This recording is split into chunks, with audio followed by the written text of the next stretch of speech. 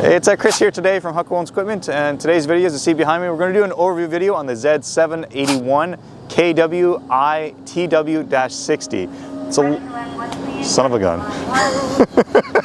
That was starting out really good too. We have a Z781 KW-I TW-60. That's a mouthful and a half. That all means something. I'll dive into it, but let's jump to it and start talking about this unit.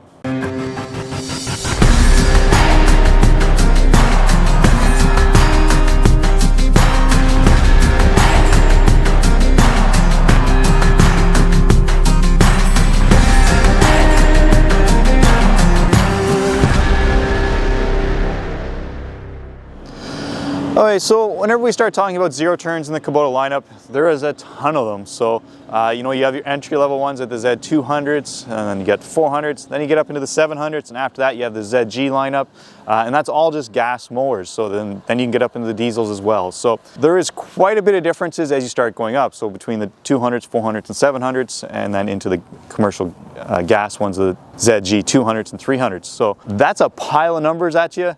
But let's just focus on the Z700 lineup. Even in that lineup, there is a pile of units. You can get a Z700 with a Kohler, a Kawasaki, or then a Kawasaki EFI. So in each one, there's at least 3 units. So you're talking 9 to 10 units just available to order. So there is key differences to know there. Whenever you start talking about the Kohler engines, they're just basic, and then the Kawasaki's, like I mentioned, you either get just the standard Kawasaki or then a Kawasaki with the EFI electric fuel injection kind of idea. So today's unit is the full-blown top of the line one there with the Tweel wheels. So in that Z700 lineup, like I said, the Kawasaki's are the most popular ones, but you have the Kohlers. They're more of an entry-level Z700 purchase. So you get kind of all the benefits of a lot of it, but then keep your costs down on the engine purchase end of it. So what you'll see is mostly the Kawasaki's, but the Kohlers are out there. They have the 48, 54, and 60-inch decks on them. All through the lineup, all the same deck, only that changes is the engine kind of idea. So whenever you talk about the Z700 lineup, who is it for is full commercial. It doesn't mean you can't see them on residentials, but kind of slices a slim part in Canada. In the States, the Z700 is a very popular unit, especially whenever you start comparing them against your Toros and Huckabones and stuff, because the other competition calls this full commercial, whereas Kubota, it's still, not entry level, but kind of a nice commercial unit, but not full blown like their ZG lineup. So it kind of twists a very narrow line of what it sells into.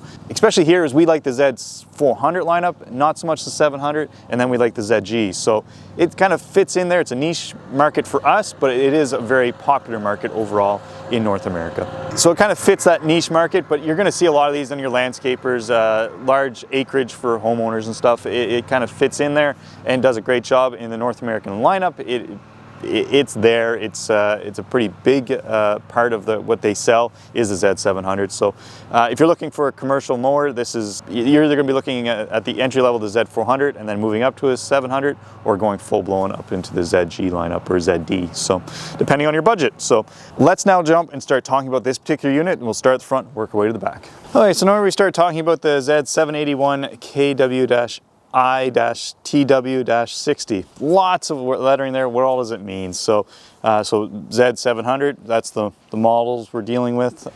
81, no idea what that means or stands for, but the KW is Kawasaki. The I means it stands as an EFI, and then the TW is Tweel wheels. So lots going on there with the 60-inch deck being the -60 part. So whenever you start right out front here, we have big front tires here, the Caster wheels. They are 6.5 inches wide. Why do you want wide? Just more comfort. Whenever you are flying along at 11.5 miles an hour, you will definitely want comfort, and that's what that thing's going to deliver with those big front casters there. Whenever you start comparing them to the Z400, they're the same tires. It just kind of gives you that flotation that you're looking for with lots of speed. So whenever you move a little bit farther back, you'll see the frame kind of idea. So this is a nice reinforced tube frame, a different frame than what you're going to see on the 400s and on the ZGs. So it is a very strong frame. You're not going to just be snapping anything off or breaking anything. It's what you want to see whenever you have this kind of unit. It's full commercial on that end. Whenever you move a little bit farther back, is you still have the removable panel here. And again, it is on some small rubber pucks there to kind of take out the vibration and to add to your comfort. So whenever you're on this thing all day, that's what you're looking for, is comfort, right? And that's what they aim for with that. And then as well, is it's nice and easy to clean out. Whenever you remove that panel, you can then get in underneath there, clean everything out, loose grass at the end of the day, so that you can be all ready for the next day of work. So nice, clean, and simple that way. One thing that they've really done well on this deck is making it nice and easy to lower and lift that deck. So there is a nice lockout on the side there. It's just simple. There is a nice, whenever you get into the Z400s, it is a very heavy lift to bring that deck up. Whenever you find it on these units, they've just kind of changed things a little bit underneath to make it a nice smoother lifting on that with that big pedal on the side. It just works, is what you're looking for. But you also want it to be easy, and because sometimes it's going to be a shorter person on there, and you're not getting quite the angle that they need or require. So it's nice that it's nice and easy with that shock under there to make it nice and easy to lift up and down on that deck. And it's nice whenever you move a little bit further back. It does have the lockout, like I said, there for transportation whenever you're on the truck or moving from place to place, that you can lift it up and then lock it or unlock it from there. Again, whenever you get a little bit further back, here is the nice handles here. They are fully adjustable. You'll see right here on the side, and then in underneath you can adjust it if you find that it for a little bit higher or a little bit too much push forward. You can adjust all that. Deck sizes, as mentioned at the top, is they come in 48, 54, or 60, depending on the model. But all standard decks, there is 6.5 inches, I believe, of deck height on there. One thing that you won't see on the other units is this nice reinforcement. It just adds to it, and then it has that rub rail on the side. Whenever you see Kubota in their commercial mowers, they're usually going to have that rub rail, just to make it a little bit longevity-wise, that if you are running into things. And it does come up whenever you have large operations and stuff. It's just nice to have all those wear points covered for you. Okay, so whenever you're in the operator station, it's very similar to what you're going to see in the rest of the Kubota lineup. Like I mentioned before, the one thing to know is like the lowering and lifting that pedal, like I said, has that lockout, is nice and simple. It doesn't require the same kind of lift as what you're going to see on the Z400, and that lockout is very nice to have there, nice, simple, and easy. Again, arms fully adjustable. Whenever you get a little bit further back, this is a little bit different dial than what you're going to see on the other ones. It's the same system underneath with just a cog system, but a little bit easier to grab, a little bit bigger, a little bit better. This is kind of the theory behind all that. But basically, whenever your deck is up, you can just dial it from 1 inch all the way up to 5 inches, depending on what you're looking to cut. Again, the most popular you're going to see is around 2.5. But simple and easy, and that's what you're looking for, is slick. Whenever you have the EFI, you won't see a choke or anything on here. It is a nice dial system on there, just nice and simple to go from from your turtle up to the rabbit. It's not a whole lot different than the standard style, but dials are nice, nice and simple. The seat, this one you could you feel like you're having somebody hug you from behind. Like it's comfortable. And again, a little bit different of a dial on here for dialing up the suspension. It goes by your weight kind of idea, and nice and easy to see with some bigger numbers there. Easy read kind of idea. And then we get to the beauty part here is this system right here, the cluster that's going to tell you way too much information. We're going to dive into this here to give you exactly what all it's going to be telling you, but a very informative cluster system that tells you everything you're going to need to know about it. So, okay, so on the one side here is you have your warning light indicators, pretty standard ones. You got your low fuel, your high temp, check engine, check battery, and then obviously your low pressure, low oil pressure. On this side, then you have your safety switch indicator. So you have your PTO switch whenever it's on, the very top there. Then you have your brake switch. Then, surprisingly enough, you have your left and right hand steering arms. I've never seen that on any of them, so it's kind of handy to be there. But you kind of already know where they are whenever you're utilizing it. But again, it's nice to have that seat, that warning light. And then, last but not least, then they have the seat switch. Hey, what sets us apart is what's going on right here in this middle section here. So. You have your fuel gauge, temperature gauge, and then you'll see this plus and minus here. Well, that's going to have your, on this side, you can switch between the two here. You'll see the indicator changing there. On this side, you have the engine load level. So when this mode is selected, the LCD meter gauge provides a real-time display of current engine horsepower level. A full gauge means that you are maximizing the engine horsepower, while an empty gauge indicates that no engine horsepower is being used. And then whenever we switch to the other side, it's called the fuel consumption level. So you'll see it switching there. In this mode, the meter gauge provides a real-time indication of the current fuel consumption level. When the gauge is full, fuel efficiency is optimum, while an empty gauge indicates poor fuel efficiency.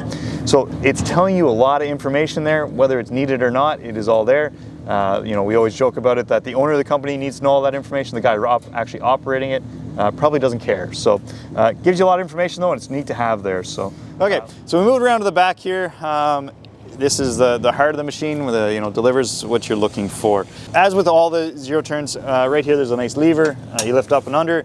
That gives you access to a few different things, whether it's the fuses, your battery, and a few adjustments that can be made from under there. And that is pretty standard. You'll see the same thing whenever you get to the 400s and the 200s and everything. There's always a folding roll bar, whether you have that up or down. It's always required and needed.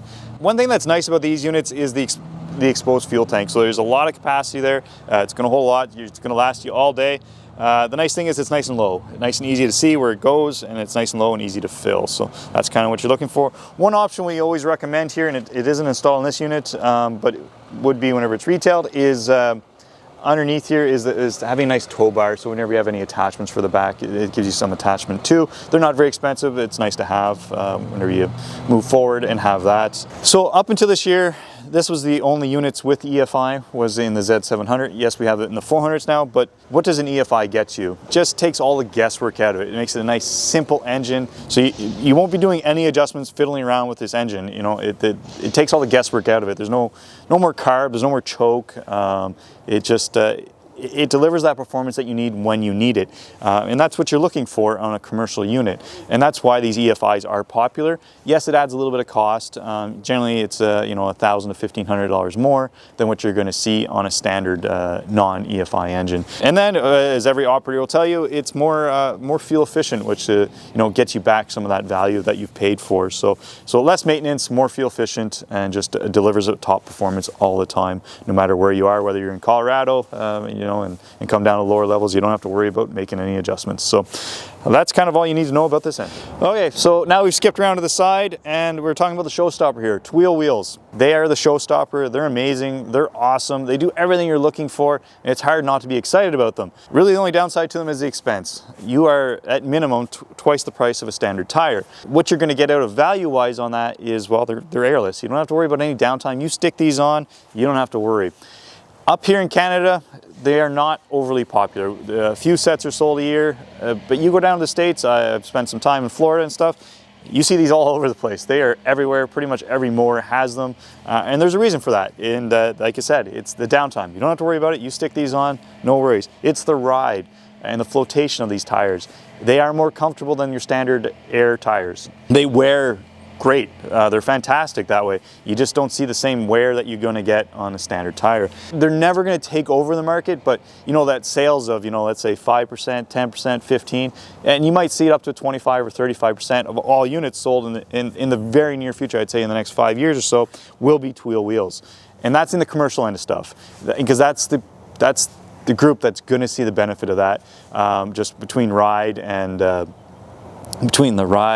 and the durability of those tires is what's really going to stand out, not just short term but long term. As you know, a company has 5 or 6 of these and they have one with Tweel wheels, they find out that they do deliver. They're looking for everything. It does everything they're looking for in that tire, and then move forward. You know, the next purchase, instead of being 1 out of 6, will be 3 out of 6, and then 5 out of 6 will eventually be Tweels, where 1 will just be a standard tire. So that's what we're looking for in the future. Currently, it's still a very niche purchase up here in Canada, but moving forward, you're going to see more and more of them. So now let's do a couple of small demos demonstrating what all these things can bring to the table.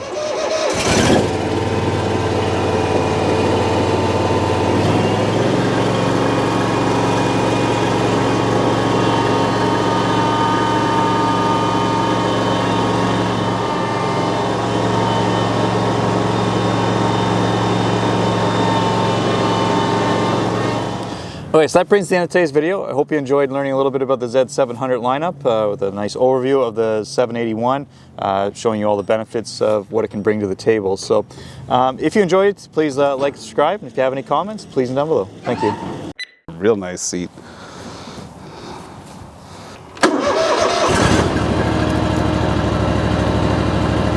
It is fancy.